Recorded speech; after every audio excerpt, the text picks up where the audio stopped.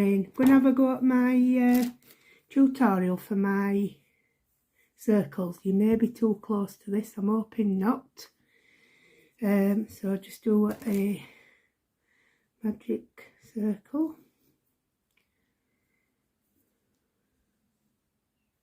I hope you can see this.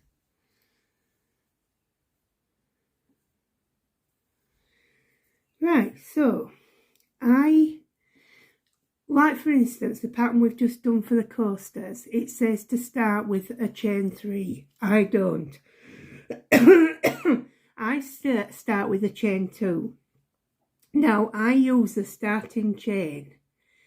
I do use the starting chain, but I don't as well. You'll see what I mean when I get up there. So we've got 2 chains. I'm going to redo that because it's... I'm trying to see how close I can get, you see. I'm trying to watch the screen. So, right, so 2 chain. And then I'm going to be working mainly in UK trebles, but I'm just going... Well, I am working in UK trebles. But if I slip into US doubles, you know it's one and the same thing. That's all I'm using for this one. So, we need to do 11... trebles, because most circles start with 12.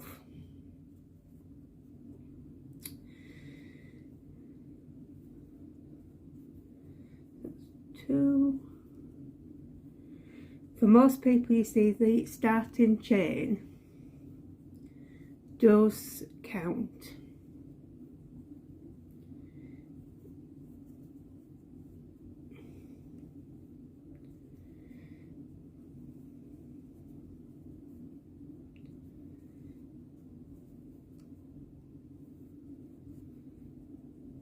Very hard to do it when you've got a camera on top of your work.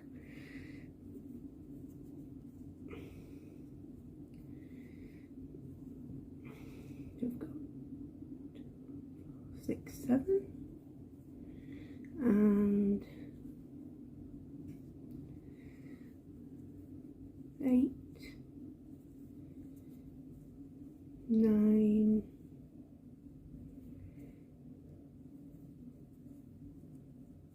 10, using that lovely pink yarn I got this week. Thought I might as well give it a go. So that's starting chain not counted at the moment. 2, 2, 4, 6, 8, 10, 11. So that's what we've got there. So closing up now. So nice and tight. And then this is where my two chain idea comes in, because it is a stitch, but I'm not actually using it to work into. So I go into the first proper treble. So that's the first treble. So go into there and slip stitch. Right? So you now your next row is always 2. It's 2 into every stitch. So I'm basically using the slip stitch as a stitch rather than the chain, because that's where your gaps come in. So if you start counting there, where it's just next to where this comes out of, which will be my next 2 chains, that's 2, 4, 6, 8, 10, 12 with the slip stitch. So I'm using the slip stitch instead of the chain the chain on the first row. You will have a gap if you don't do that. So you still need 2 chains, because like I say, it technically is a stitch, but I work round it.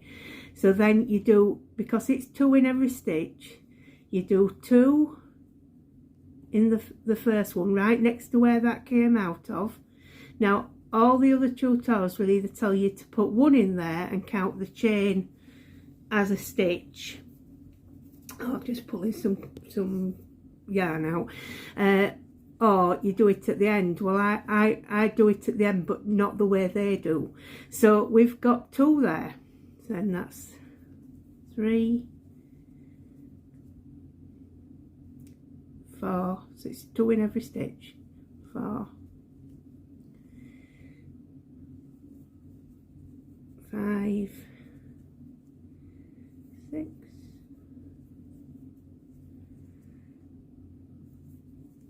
7,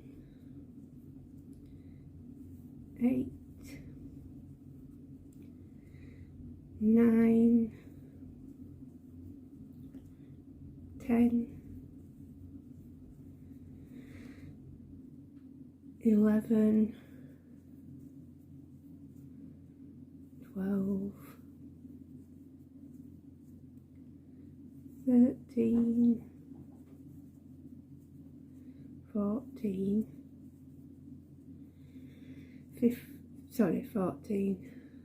15, 16, 17, 18, 19, 20,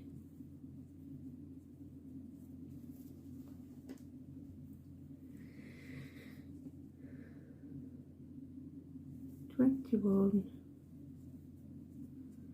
22, and then I put, where that slip stitch is, I put 1 in there and count the chain as a stitch.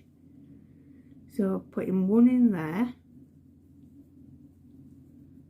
and then I don't work into the chain to join up, because like I say, I want to work the slip stitch, not the actual chain. So in the first proper treble, I put my slip stitch like that. So then you go up by 12 every row, basically, in most circle patterns, as you probably already know. So your next round, you're going to be doing 1 and an increase all the way around. So what I'm going to do is I'll start it off, and then I'll put you on pause while I get to the end, because obviously it's going to get really boring if I just keep showing you my stitching all the way around. So that's the chain 2. So like I say, I'm ignoring the pattern that says you use a chain 3, because I do not want to work into that stitch. I just want it to be a pretend stitch. So then we're putting 1 in the same place as that chain comes out of, and then 2 in the next,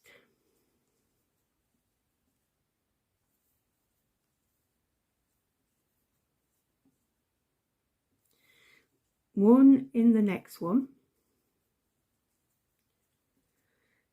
2 in the next.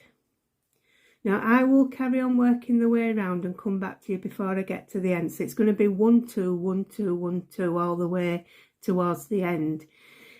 I'll be back with you in a moment. Right, so I'm back again. So I've just come round here. I've just got these 3 full stitches remaining and the partial next to the chain. So in this next one, it's a 1 treble, and then 2 trebles.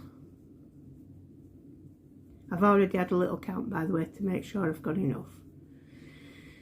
So obviously if you've got 24 in the previous round, you need to have 36 in this one, because you're increasing at 12 stitches at a time. So then you've got that's the first one. So like I say, it's 1 treble and then an increase, 1 treble and an increase. So I've just done my 1 treble, so my increase is going to be in the same stitch as the 2 chains come out of.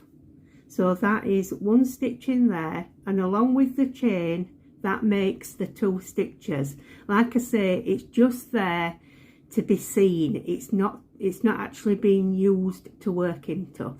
So my join is going to be in the first full treble of this row, and then we can work up to the next one. So slip stitch in there, and then I'm chaining up 2. So the next round, because like I say, it does go up at by 12 stitches each row, so you're on 36 now, so the next row needs to be 48. So we're going to do 2 treble crochets, 1, 1, and then 2 in the next. So it's 2 treble crochets increase, 2 treble crochets increase. So we'll just start that off. So in that same stitch that I've just attached to, I do 1 treble,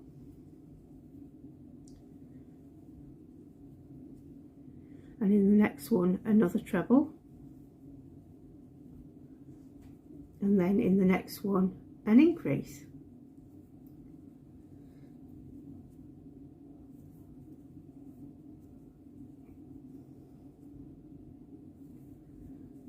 Then 2 trebles in the next 2 stitches, sorry, 1 in each of the next 2 stitches, and then an increase, so 2 in the next one.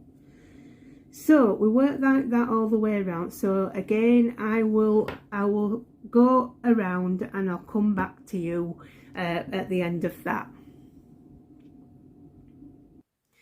Hi there, I'm back again.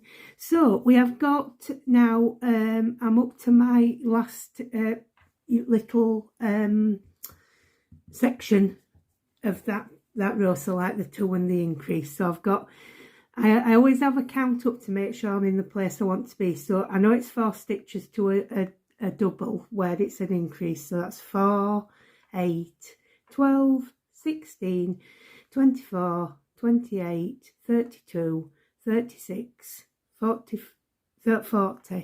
44, and have I just done that wrong? I haven't, I've missed something out. Sorry, start again. 4, 8, 12, 16, 20, 24, 28, yeah, 32, 36, 40, 44. So yeah, we're right where we should be because we finish on 48. So then we go to do the last couple. So we've got 2 single treble crochets, and then it would be a double next, but I'm just working 1 next to that starting chain. So my double is that last stitch there and the starting chain, and then ignore the starting chain as far as working into it goes, and just go into the first full treble. So into the top there, do a slip stitch, and then that is the 4 rounds there. So the next round again will be 3 trebles and then an increase, and continue all the way around, so you've got 60 stitches. I'm not going to bother doing that because basically that's it.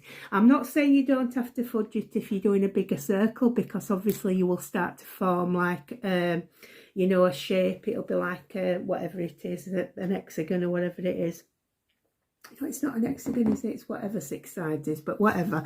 You start to form that shape, so you may have to split your increases, but providing you count right and you always finish in that way where you get a double stitch in, no matter how you have to do it, you will get this nice neat run up there. That to me is way better than either trying to work in the chain so you look like you've a spare stitch with your slip stitch, or ignoring the first part after the chain and working in the next stitch and you get a gap. This way it works up. It does sometimes look like you've got 3 stitches in one, but I think you'll agree that's barely noticeable.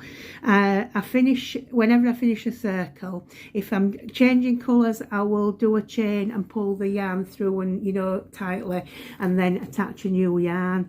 If I'm doing you know, if that's the end of the circle, I will do an invisible stitch.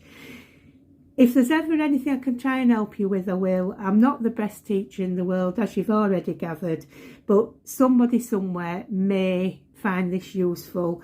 You probably already know this, and I wouldn't try to teach you something you already know, but that end I will go clockwise all the way around under those stitches, and then I will go under a little thread that's at the end and come back round anti-clockwise, and then I've never had one come undone on me.